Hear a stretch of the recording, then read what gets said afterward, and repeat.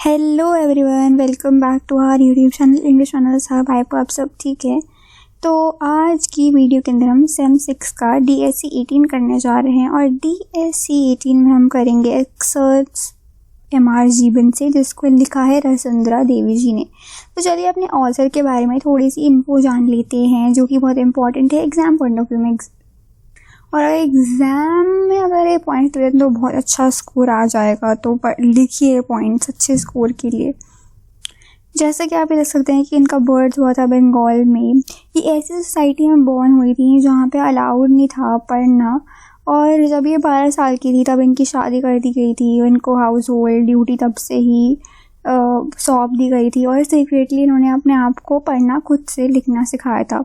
और इनके आसपास बहुत स्ट्रिक्ट रूल्स थे सोसाइटी में कि वुमेन को ये करना ये नहीं करना, बहुत बांध दिया गया था। और वही इनका फेमस वर्क है ये अमर जीवन, जिसमें अपनी ऑटोबायोग्राफी बताती हैं, अपनी लाइफ डिस्क्राइब करती हैं, जो आज हम पढ़ने वाले हैं। और ये उन लोगों के लिए इंस्पायरिंग बनी जो उस टाइम पे नॉलेज नहीं गेन कर पा रही थी, जिन लड़कियों को, जिन औरतों को फ्रीडम नहीं मिल रही थी। तो स्टार्ट करते हैं अपना एक्सर्ट्स ऑफ अमर जीवन। इसमें हमारे सिलेबस में 4 कॉम्पोजिशंस हैं दिल्ली यूनिवर्सिटी के सिलेबस में, 3rd, 4th, 5th and 6th। तो लेट्स स्टार्ट करते हैं 3rd कॉम्पोजिशन के साथ। तो इनकी शादी हो रही है रसुंधरा देवी जी की सीतानाथ सिकदर से, और इनसे इस न्यूज़ से बहुत ही खुश हैं क्योंकि इन्होंने सोचा म्यूज़िक होगा, लोग डांस करेंगे, ग्रैंड सेलिब्रेशन होगा। इतना एक्साइटिंग इनको सोचने में लगा क्योंकि जस्ट वो 12, इनको नहीं पता कि क्या आगे होने वाला है। उनके थॉट्स में इतने सारे दिमाग में चल रहे हैं, फिर क्या होगा, फिर क्या करूँगी, उसके बाद क्या करूँगी, एकदम ही रोने लगी। और फिर जैसे ही फिर कुछ गेस्ट आने लगे वेडिंग के लिए, रिलेटिव्स आने लगे, तो अपनी सारी वरीज भूल के गेस्ट के साथ बिजी हो गई। और बिजी हो गई बट ये हैप्पी नहीं थी अंदर से। ये नर्वस हो गई कि अब क्या होगा मेरे साथ क्या होगा। किसी से बात भी ना करे, रोती रही। हर एक ने उनको समझाने की कोशिश करी बट फिर भी अभी वो अंदर ही अंदर अभी भी सैड फील कर रही हैं। बाद में जब उन्होंने अपनी साड़ी देखी, ज्वेलरी देखी, माहौल देखा म्यूज़िक का, सारी वरी भूल के वो वेडिंग प्रेपरेशंस में एक्साइटेडली बैठ गई। इतना ओवरजॉय बहुत फील कर रही थी। अगले दिन जब वेडिंग ख़त्म हो गई तो उनकी मदर को कुछ लोगों ने पूछा ये लोग कब जा रहे हैं यहाँ से। तो उनको लगा कि गेस्ट की बात करेंगे, गेस्ट कब निकलेंगे। सोचिए थैंक गॉड गेस्ट जा रहे हैं। देन फाइनली एक और म्यूज़िक स्टार्ट हो गया, फेस्टिव मूड स्टार्ट हो गया। उनको लगा अच्छा ये लोग जा रहे हैं, तो अपनी मम्मी के पीछे पीछे आगे जाने लगी। तो एकदम उन्हें देख के कुछ लोग रो रहे थे, कुछ लोग हैप्पी थे। तो बोला ये ऐसे क्यों मुझे देख के ऐसे कर रहे हैं। उनके अंकल, उनकी आंट, उनकी मदर उन्हें देख के रोने लगी। तो उनको लगा अरे कुछ बुरा तो नहीं होता, तो वो भी रोने लगी उन्हें देख के। फाइनली लास्ट में उन्होंने समझाया कि तुम्हें किसी और की फैमिली में तुम जा रही हो। तो जैसे ही सुना वैसे उन्होंने अपनी मदर को एकदम टाइटली एकदम हग किया और बोला प्लीज़ मुझे मत दो, प्लीज़ माँ मुझे नहीं जाना। तो ये सुन के सभी रोने लगे वहाँ पर जो भी लोग थे। तो उनकी मदर ने कंफर्ट करने लगा तुम अच्छी बच्ची हो, मुझे पता है, तुम जब भी तुम डरो भगवान तुम्हारे साथ रहेंगे, तुम्हें किसी के डरने की ज़रूरत नहीं, तुम जल्दी आओगी मेरे पास। हर एक को अपने इन लॉज के घर कभी ना कभी किसी लड़की को जाना ही पड़ता है। आज तुम्हारा दिन है, तुम जाओगी। और ऐसे कोई बच्चों की तरह रोता नहीं है। तो अपने आप से बात करने लगे भगवान क्या मेरे साथ रहेंगे। तो उनकी मम्मी बोलती हाँ क्यों नहीं रहेंगे, चलो रोना बंद करो, सब हो जाएगा। बहुत डिफ़िकल्टी के बाद लोगों ने उनकी मम्मी से उनको अलग किया। और वो अभी भी लिखते हुए वो बताती हैं कि कितना मैं रोई थी उस दिन, इतना मैं कभी नहीं रोई क्योंकि मैं ऐसी जगह जा रही थी। वो अपनी ऑटोग्राफी में बताती हैं कि मैं ऐसी जगह जा रही थी, मैं किसी को जानती नहीं थी। इतना गंदा फील हुआ था कि मैं रोती रही, पूरे रास्ते रोती रही, अपनी मम्मी के साथ रोती ही रही मैं। उस दिन मेरे लिए हेल था। देन वो बोलती हैं कि उनको बोला गया बस जो गॉड ने चाहा है ये, और तुम्हारे साथ यही होगा, एक्सेप्ट करना होगा। तो जो भी आता था उनके साथ वो रोने लगती थी, चाहे एल्डर हो, बच्चे हो, हर एक के साथ मिलके वो रोने लगती थी। तो फिर वो उनको एक पालकी में बिठा दिया गया, जो डोली होती है, जैसे आप इस पिक्चर में देख रहे हैं, डोली में बिठा दिया गया। पहले तो उन्होंने मना किया, बट फिर उनको फिर भी बिठा दिया गया कि तुम बैठना पड़ेगा, ये एक रिचुअल है हमारा। फिर जैसे ही उन्होंने उनको उठाया उस पालकी में, उन्होंने नोटिस किया कि अभी तो मेरे साथ मेरा कोई लव्ड वन चल नहीं रहा है, मेरा कोई फैमिली मेम्बर तो मेरे साथ है ही नहीं। तो ये सोच के वो रोने लगी और बोलने लगी प्लीज़ भगवान जी मेरे साथ रहना। और उनको ऐसा उस टाइम पे लग रहा था कि किसी बकरी हैं वो और उनका सैक्रिफाइस होने वाला है। उनको इतना हेल्पलेस फील होता है कि उनके साथ कोई है ही नहीं, अब उनका कोई है ही नहीं। अब उनकी मदर, फिर उनको याद आता है कि उनकी मदर ने बोला था भगवान जब होंगे, जब भी तुम्हें डर लगेगा। तो रोते रोते वो प्रे भी कर रही हैं, रो भी नहीं, और इतना रोने लगी कि उनका थ्रोट ड्राई हो गया और उनके टीयर्स नहीं निकल रहे, उनके टीयर्स भी रुक गए थे उस टाइम पे, इतना रो रही थी वो। ऑब्वियसली एक 12 ईयर को आप अपनी फैमिली से दूर कर देंगे तो कोई भी ऐसे ही रोएगा, और ऐसी स्ट्रेंज प्लेस भेज देंगे तो वो ऐसे ही रोना बनता है। तो हमारे यहाँ पे 3rd कॉम्पोजिशन ख़त्म होता है, 4th कॉम्पोजिशन स्टार्ट करते हैं। रोने के बाद वो सो गई, उनको पता नहीं था उनको कहाँ जाना है, कहाँ जा रहे थे। जब वो उठे मॉर्निंग में, उन्होंने अपने आप को एक बोट में देखा जहाँ पे उनको कोई था ही नहीं। जहाँ देखो अलग लोग थे, अलग, सब अलग। एकदम उनको स्कैर्ड और लॉस्ट फील होने लगा। उनको लगा मेरी मम्मी, मेरी फैमिली कहाँ है, मैं कहाँ हूँ। ये सुन के फिर से रोने लगी। तो लोगों ने वहाँ पे उनको कुछ अच्छा बोलने का ट्राई किया, उनको बेटर फील कराने का ट्राई किया, उनको इतना लव्ड फील कराने का ट्राई किया। तो वो लव, जैसे उनको वो लव मतलब वो जो फीलिंग था उनको अपनी फैमिली पे से कनेक्ट किया जा रहा था। तो वो रोने लगी, इतना रोने लगी कि वो ब्रेथलेस हो गई। फिर वो इस बोट में ही उनको सी सिकनेस होने लगी कि बोट पे कभी वो बैठी नहीं थी। और लोगों ने बोला कि भगवान का सोचो, उनकी मदर ने वो उनको बोला था कि जब भी डर लगे, कुछ भी हो, भगवान जी का नाम लो, सब ठीक हो जाएगा। कोई उनकी पेन समझ नहीं सकता। वो बोलती हैं भगवान के अलावा उस टाइम पे मेरी कोई पेन समझ नहीं सकता था। इवन नाउ वो बोलती हैं जब वो इमेजिन करती हैं उन दिनों का, तो वो उनको लगता है कि वो एक बर्ड हैं, एक केज में ट्रैप, उनका कोई कंट्रोल नहीं है। बट सिंस लोगों ने बोला है कि गॉड का विल है, ये गॉड की मर्जी से सब हो रहा है, तो उनका कोई पॉइंट नहीं था कुछ आगे बोलने का। तो वो बोलती हैं कि बाकी गर्ल्स का नहीं पता, उनकी एज पे जिनकी शादी हो जाती है 12 की एज पे, उनको क्या फीलिंग है। वो बोलती हैं मैं तो टुकड़ों में हो गई थी, मतलब मेरा हार्ट टुकड़ों में बट गया था, मैं एकदम डिवास्टेटेड फील कर रही थी, मिजरेबल हो गई थी उस टाइम पे मैं। और एक ही रीज़न था कि उनके लव्ड वन से वो मिल नहीं पा रही थी। वो बोलती हैं कि भाई उनको as a caged bird feel होता है, क्योंकि अब वही केज में वो रहने वाली हैं लाइफ टाइम, कोई एस्केप नहीं है। फिर किसी से सुनती हैं कि होम आने वाला है, तो उनको लगता है वो वाला होम जहाँ पे अपने पेरेंट्स के साथ रहती हैं वो।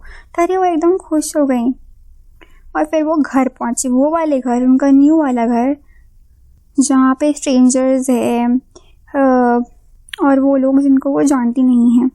तो देखती हैं कि बहुत लोग वहाँ पे एक दूसरे बात कर रहे हैं, सेलिब्रेट कर रहे हैं। और वो बोलती मैं किसी को जानती नहीं थी, तो इसलिए वो रोना अभी उन्होंने बंद नहीं किया था। लोगों ने उनको काम डाउन करने का ट्राई किया, बोला कि अब यही तुम्हारा घर है, यही फैमिली है, कोई उनकी बात ही नहीं है, हम तुम्हारे हैं, तुम हमारी हो, अब तुम्हें हमारा ख्याल रखना है, हम तुम्हारा ख्याल रखेंगे। फिर उस शब्द को सुनने के बाद उन्हें फील हुआ कि अब वो अपनी फैमिली को कभी नहीं मिल पाएंगी। ये सुन के वो और रोने लगी। और इसके बाद किसी ने कुछ भी उनको समझाने की कोशिश की, उनको कंफर्ट करने की कोशिश की, वो कंफर्ट फील नहीं करती थी। उसके बाद कब वो बोलती हैं कि कभी आपने सुना है कि अगर कोई मदर अपना सन लूज़ करती है और उसे उसके बाद कोई कुछ भी सहारा देने की कोशिश करे, कोई वर्ड्स हेल्प करेंगे अगर आपका कोई लूज हो जाए आपकी लाइफ में? तो बोलते नहीं, कोई वर्ड्स हो ही नहीं सकते, वो पेन कोई समझ नहीं सकता, जिस पर जो बीतती है वही समझ सकता है। तो बोलती हैं मैं इतना alone, lost, heart broken feel कर रही थी कि आप लोग समझ नहीं सकते। तो इधर हमारा 4th कॉम्पोजिशन ख़त्म होता है, 5th कॉम्पोजिशन से स्टार्ट करते हैं।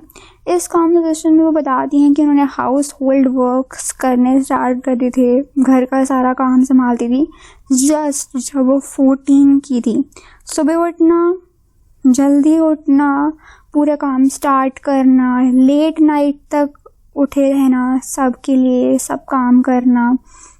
वो बोलती इतना टायरिंग था वो। उनको लोगों ने बोलता भगवान ने आपके लिए पाँच चुना था तो करना ही पड़ेगा। तो उन्हें बोलता ठीक है, क्योंकि भगवान ने चुना तो मैं कुछ कर नहीं सकती, इवन तो टायरिंग था मैं एक्सेप्ट करती हूँ क्योंकि भगवान जी ने मेरे लिए पाँच चुना है। इसमें वो बताती हैं कि कैसे उनको शौक था पढ़ने का, बट उस टाइम पे अलाउड नहीं था गर्ल्स को पढ़ना।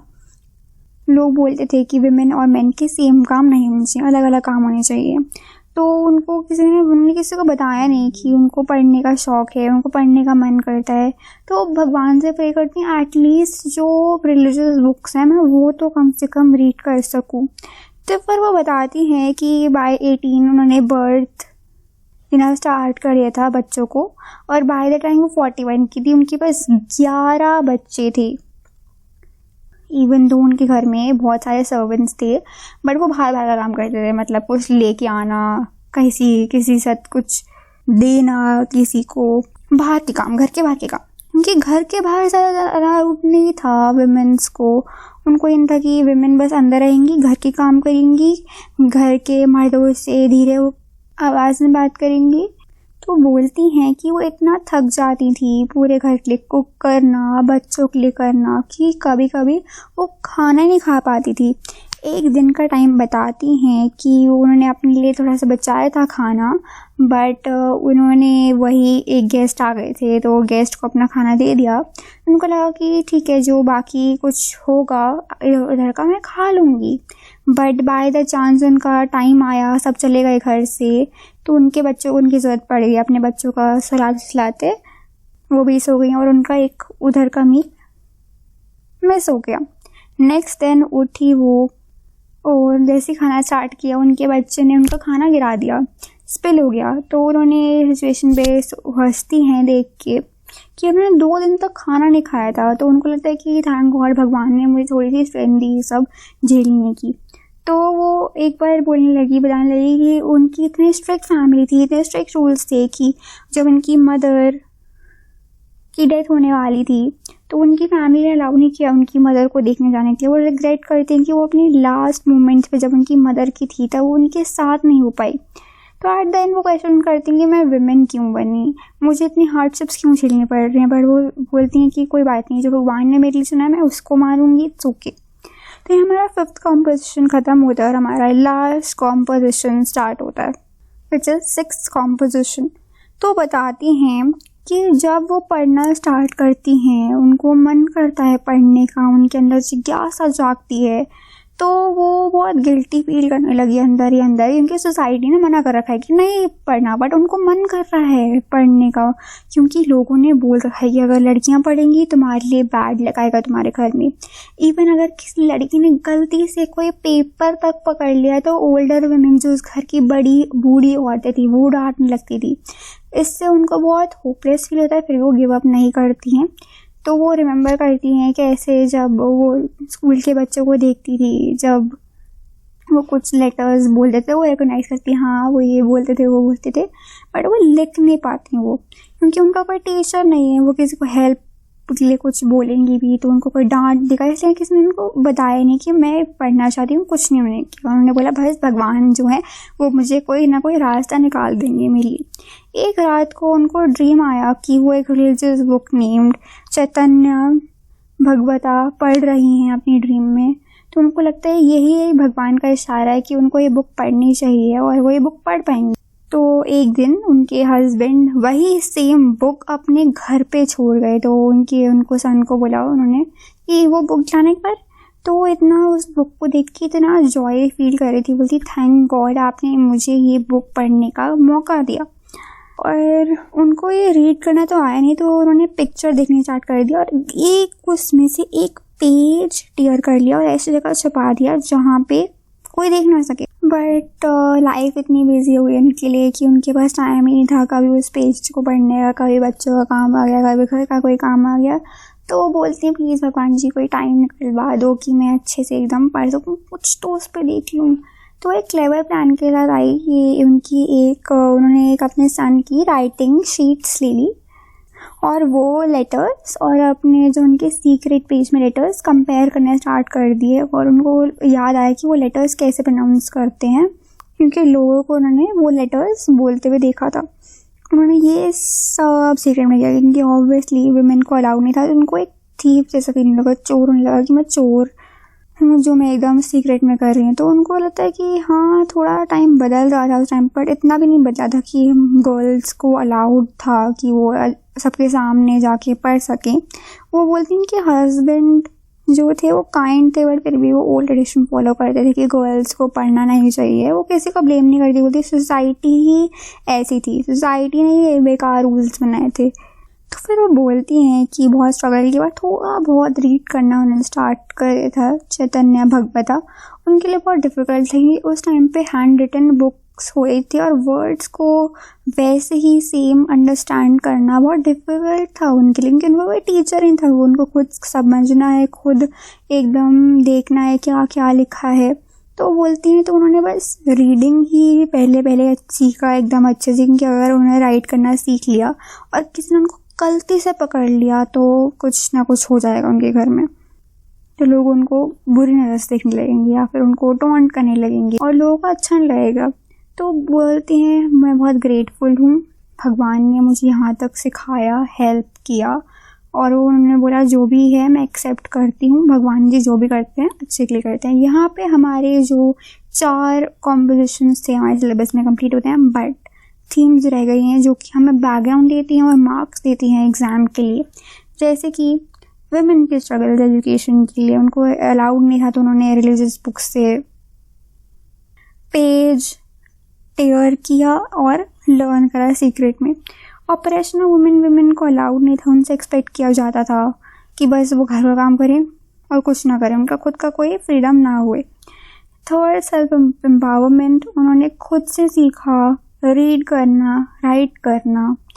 उन्हें कोई सिखाने वाला भी नहीं था और बोलते हैं अगर कोई सिखाता भी नहीं, अगर किसी को बोलती हैं, क्योंकि वो सोचती हैं वो 4 लोग क्या बोलेंगे सोसाइटी के। एंड यस, यहाँ पे हमारा ख़त्म होता है। और यहाँ तक देख लिया तो लाइक शेयर कमेंट सब्सक्राइब कर दीजिएगा। और ये आपको PDF बिल्कुल फ्री में हमारे टेलीग्राम चैनल पर मिल जाएगा, इसका लिंक डिस्क्रिप्शन में, वहाँ जाके रीड कीजिएगा। एंड आई होप अच्छे समझ में आ गया, और समझ में आ गया तो thanks for watching, bye bye, take care.